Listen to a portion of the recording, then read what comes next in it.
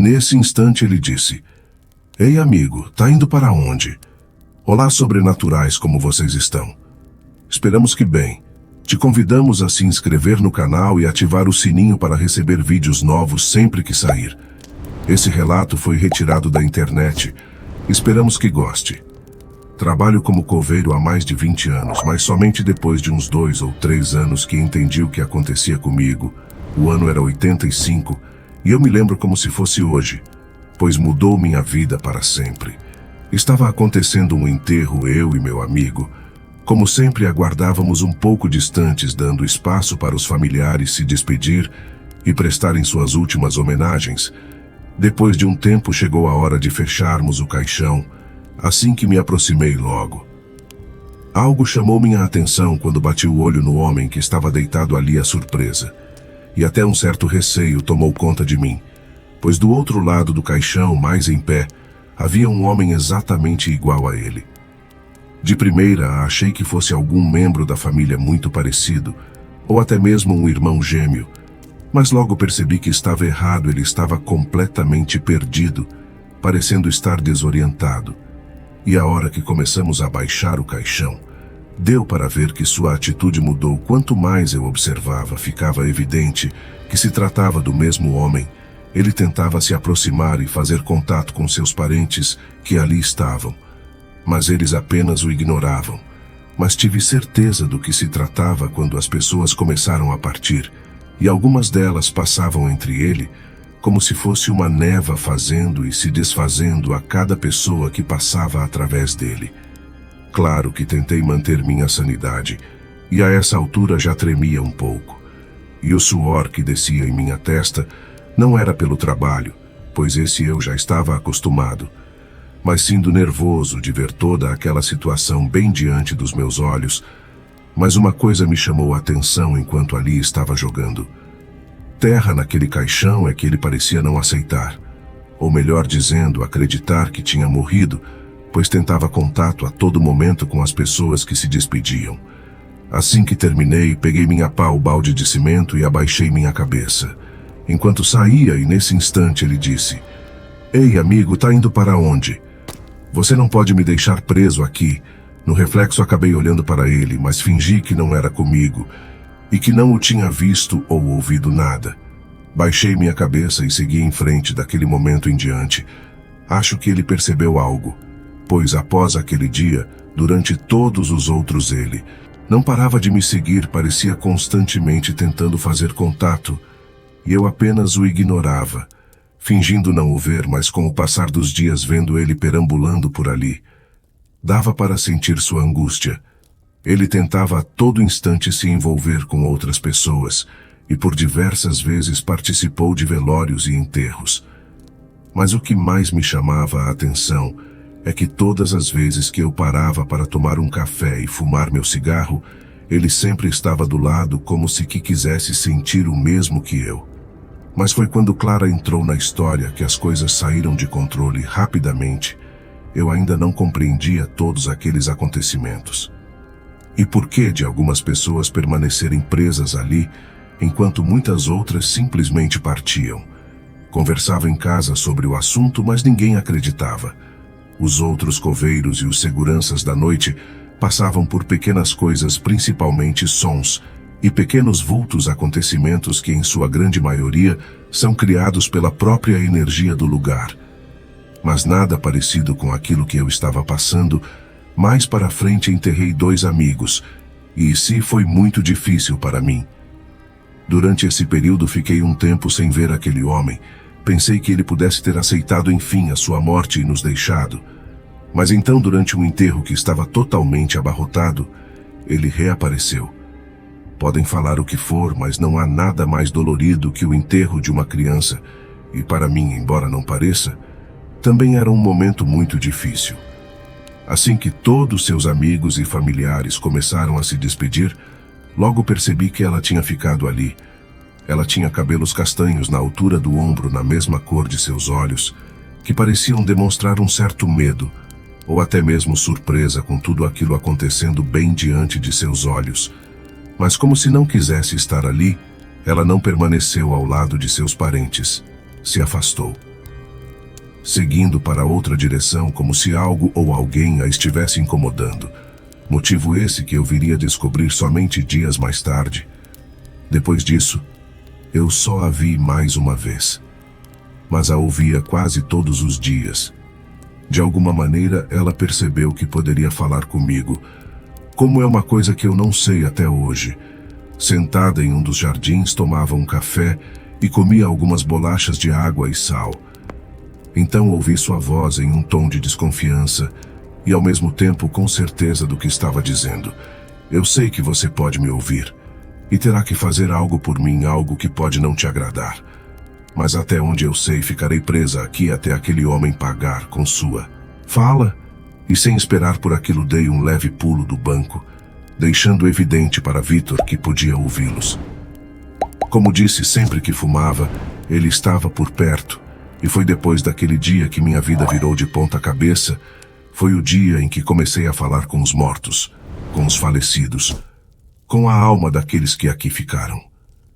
Nos dias que se seguiram, Vitor me falou sobre sua vida e das coisas que havia feito, e assim, aos poucos fui entendendo, porque uns conseguiam partir enquanto outros por aqui ficavam. Ele não tinha sido um bom sujeito. Em vida tinha cometido crimes e feito coisas horríveis, e pelo que eu entendi não aceitava sua morte de jeito algum. Em minhas leituras sabia que o máximo que podia fazer por ele era orar, e assim o fiz, dia sim, dia não. Parava em frente ao seu túmulo e começava uma oração. Pedia por seu perdão e que algo iluminasse o seu caminho para que pudesse, enfim, passar daqui. Se tem uma coisa que aprendi trabalhando nesse lugar, foi a não julgar ninguém. Afinal, já parou para pensar que, daqui a 100 anos, todos nós, eu e você, estaremos aqui ou em lugares parecidos como esse? Ou seja, como posso eu pensar que sou capaz de julgá-lo?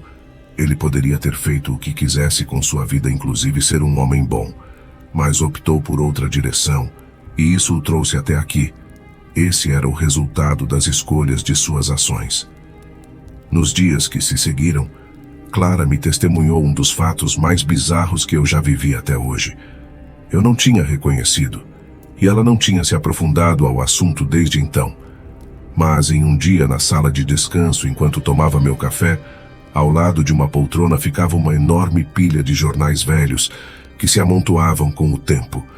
E durante meu tempo ali, enquanto tomava o meu café, aquela grande pilha de jornal caiu com tudo no chão, e uma página qualquer parou bem em cima de meus velhos sapatos cobertos de terra. E assim que vi a matéria estampada na capa, a reconheci e já sabia do que se tratava. O jornal dizia: jovem de 15 anos, é encontrada em Matagal a vítima de abuso e com sinais claros de estrangulamento. A polícia ainda corre atrás de provas, mas até o momento não tem nenhum suspeito. Assim que li a matéria, lembrei exatamente do dia que minha esposa comentou comigo sobre esse caso em casa. Pela primeira vez minha pressão caiu, sentia a temperatura do meu corpo baixando, e naquele momento eu sabia o que a garota queria. E por que ela estava aqui ainda? Com o tempo, fui vendo cada vez menos o Vitor. Ele parecia finalmente ter aceitado sua morte.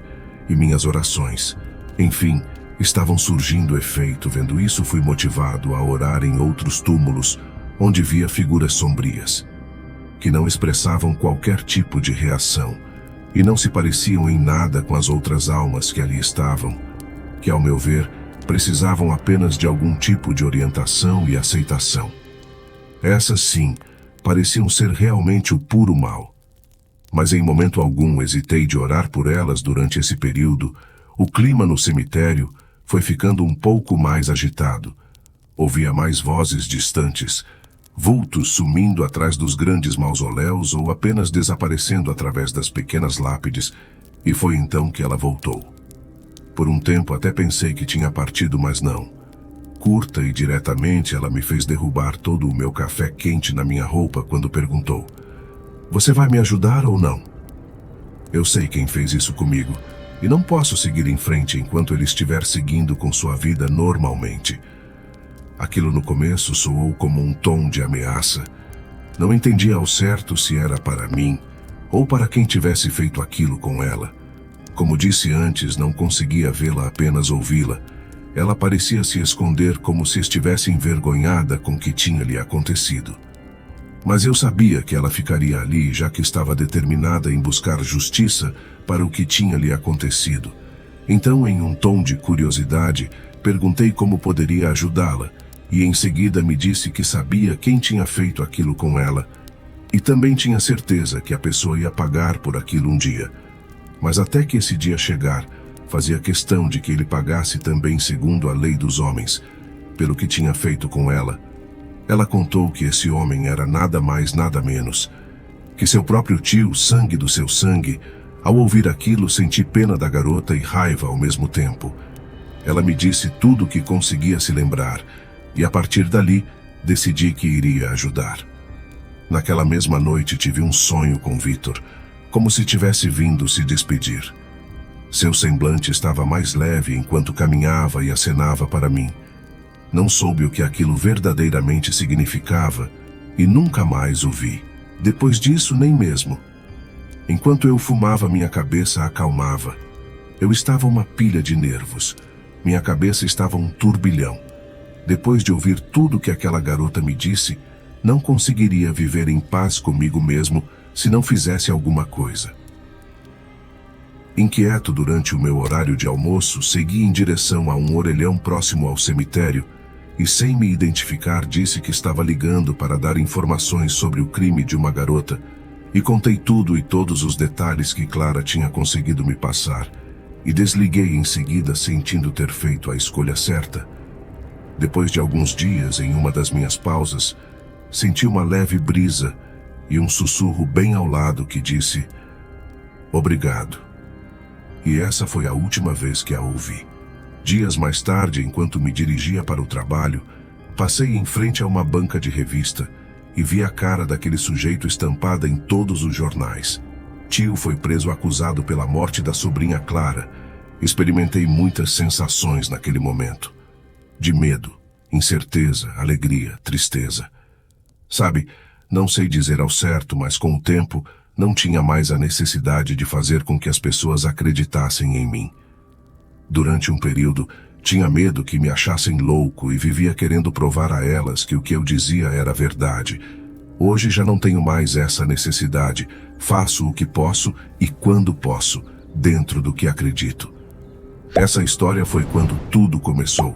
Obrigado a todos por ouvirem essa história. Se gostou, deixe seu like e se inscreva no canal para receber mais conteúdos como esse. Por hoje é só, mas nos vemos em breve no próximo vídeo.